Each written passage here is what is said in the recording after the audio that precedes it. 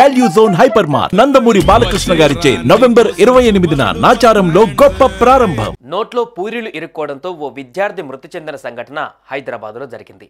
ఆ ఘటన ఎందుకు జరిగిందంటే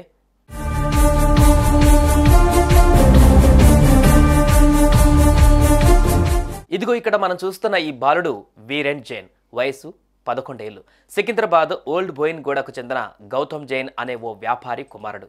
అక్షర వాగ్దేవి ఇంటర్నేషనల్ స్కూల్లో 6వ తరగతి చదువుతున్న ఈ కుర్రాడు సోమవారం మధ్యాహ్నం భోజన విరామ సమయంలో అమ్మ ఇచ్చిన పూరీల బాక్స్ తీసుకొని డైనింగ్ రూమ్కి వెళ్ళాడు. మరి స్నేహితుల ముందు తన సత్తా చూపిద్దామనుకున్నాడో లేదంటే ఇలా చేస్తే ఎలా ఉంటుందని చేశాడన్నది ఇంకా తెలియలేదు. కానీ బాక్సులో ఉండే 3 పూరీలను కలిపి మడత పెట్టేశాడు. ఆ పూరీల చుట్టను నోట్లో పెట్టుకొని కొరికాడు. దీంతో పూరీల చుట్టలో కొంత భాగం నోట్లోకి వెళ్ళిపోయింది. అయితే ఉన్నపాటిగా మింగేయడంతో అది గొంతులో ఇరుక్కుపోయింది. దీంతో ఊపిరి అందక ఆ కుర్రాడు స్పృహ తప్పిపోయాడు.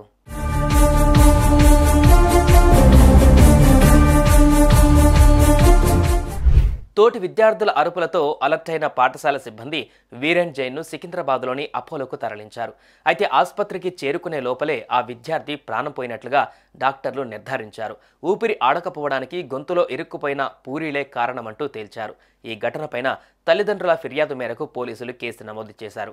ఆహారం తీసుకునే విషయంలో చిన్నారులు ఎంత జాగ్రత్తగా ప్రవర్తించాలనేందుకు హైదరాబాద్లో జరిగిన ఈ ఉదంతమే ఓ తాజా తార్కాణం.